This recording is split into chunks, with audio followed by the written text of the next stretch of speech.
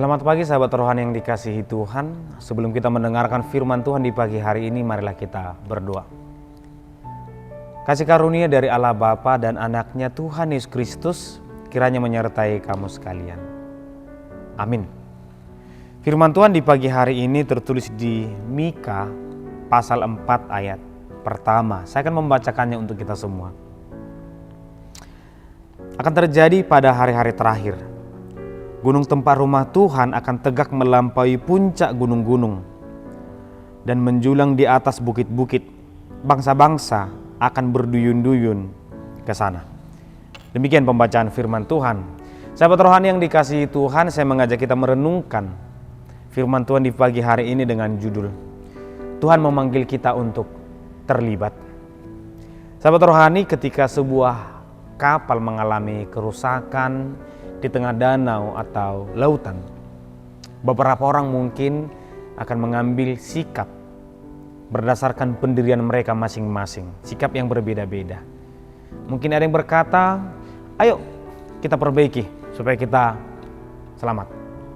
Mungkin ada yang berkata, ini siapa pelakunya? Siapa yang harus bertanggung jawab ke sini? Sehingga dia sibuk untuk mencari siapa penyebab, siapa yang lalai, dan memerintahkan untuk memperbaiki.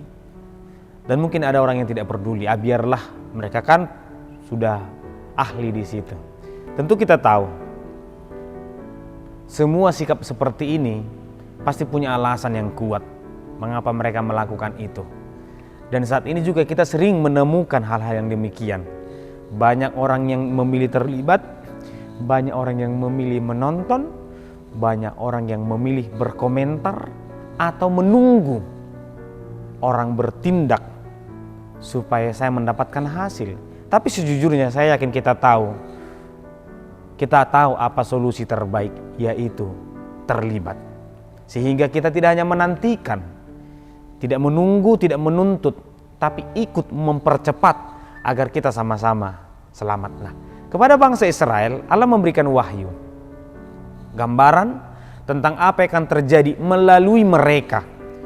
Bukan Allah menunjukkan, tapi apa yang akan terjadi melalui mereka, di mana gunung-gunung tempat Tuhan dipuja atau menggambarkan nama Tuhan. Karena di perjanjian lama Allah selalu dipuja di tempat yang tinggi, di gunung. Sehingga pengembalian gunung-gunung Tuhan itu menggambarkan nama Tuhan akan dimuliakan, hanya nama Tuhan. Meskipun di dunia ini banyak nama-nama yang lain. Ini adalah sesuatu yang indah. Tetapi kembali kepada prinsip awal tadi, bahwa Israel menjadi alat Tuhan.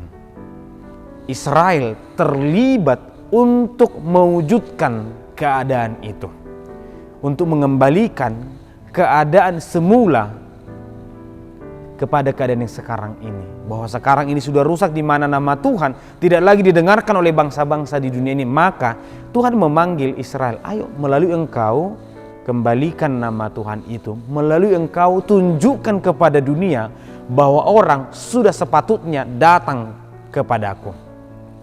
Mereka tidak diberikan keindahan itu. Mereka tidak diberikan tanah Kanaan. Meskipun kita tahu Allah bisa memindahkan Israel dari Mesir ke Kanaan dengan satu kali berfirman, karena Dia Maha Kuasa. Tetapi Allah tidak melakukan itu. Justru Allah membuat mereka terlibat, mempertemukan mereka dengan banyak bangsa di dunia ini. Dan melalui mereka orang mengenal ini bangsa Israel, bangsa pilihan. Tuhan mereka Tuhan Maha Kuasa. Maka kita harus tunduk. Beberapa bangsa memilih tunduk, beberapa bangsa memilih melawan. Nah, mereka terlibat.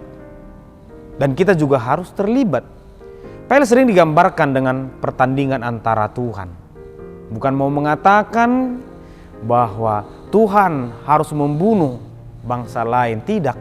Tapi Tuhan ingin menunjukkan, inilah bentuk awal dari manusia.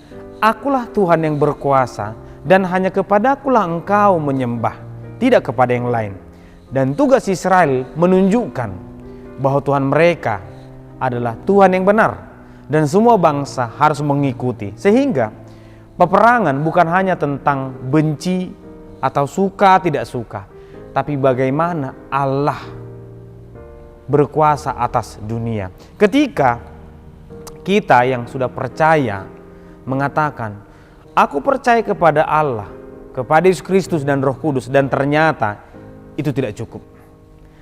Dari hidup kita, orang akan melihat bahwa yang kita imani layak untuk diikuti. Bukan tentang kita benar atau tidak, tetapi yang kita sembah layak untuk kita paparkan kepada orang, layak untuk diikuti orang lain. Karena dari kehidupan kita justru yang dinilai bukan kita saja, tapi yang kita imani. Oh, ternyata yang mereka imani tidak layak kita ikuti. Kenapa? Karena ketika yang dia imani berkata mengasihi, mereka malah berdendam. Yang mereka imani mengajarkan pengampunan, ternyata mereka sendiri malah membunuh.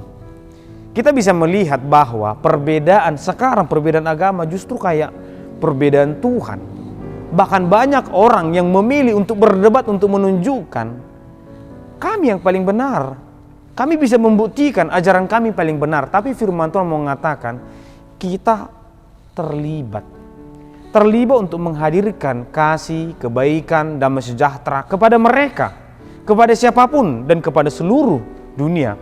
Bisa jadi seperti orang yang dalam perahu tadi mengatakan itu tanggung jawabnya, atau ayo tunjukkan, ayo buktikan. Tapi sekarang tidak demikian. Kita jangan menunggu, tapi kita menghadirkan kerajaan Allah itu di sini. Kerajaan Allah itu tidak di sana saja, tapi di sini kita menghadirkan kerajaan Allah di bumi seperti di sorga. Kita adalah rekan sekerja Allah. Nah, sahabat rohani, bagaimana Allah kita menjadi Allah semua ciptaan? Atau bagaimana semua ciptaan datang kepada Allah? Sebenarnya sejak awal hanya satu Allah. Sejak awal semua manusia menyembah kepada Allah. Ini bukan hal yang baru. Kita hanya diminta mengembalikan gambaran dunia yang baik itu, yang sekarang menjadi rusak. Maka setiap orang yang beriman dipanggil untuk mengembalikan. Jadi setiap orang beriman jangan hidup untuk dirinya sendiri, jangan hidup untuk keluarganya, tapi hiduplah untuk rancangan Allah. Bagaimana rancangan Allah itu? Kembali lagi. Maka saat ini kita diajak untuk menghadirkan itu. Ketika Yesus naik ke surga, diingatkan kepada murid-murid, beritakanlah Injil kepada seluruh makhluk, kepada seluruh bangsa atau semua yang diciptakan Tuhan.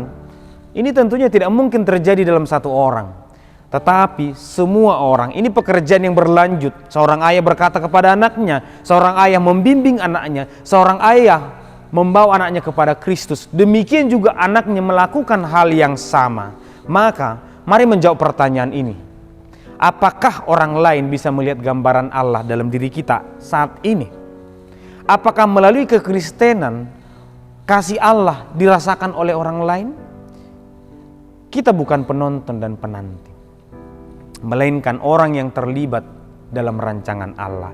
Maka mari sahabat rohani, mari kita hadirkan kasih Allah, cinta kasih Allah kepada mereka yang kita sebut sebagai saudara, sahabat di luar sana. Dengan cara demikian, orang-orang akan tertuju kepada Allah dan mereka akan datang kepada Allah.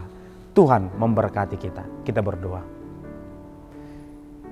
Terima kasih Tuhan, kami bersyukur di pagi hari ini di mana Tuhan menyapa kami, mengingatkan kami tentang tugas tanggung jawab kami sebagai orang beriman, bahwa tidak cukup dengan berkata percaya, tapi kami terlibat untuk menghadirkan kasih Tuhan, agar kiranya orang merasakan kasih Tuhan, agar kiranya orang percaya bahwa Tuhanlah yang layak untuk disembah. Berkati, mampukan kami Tuhan untuk melakukan segala yang Tuhan kehendaki. Dalam Kristus Yesus kami berdoa. Amin.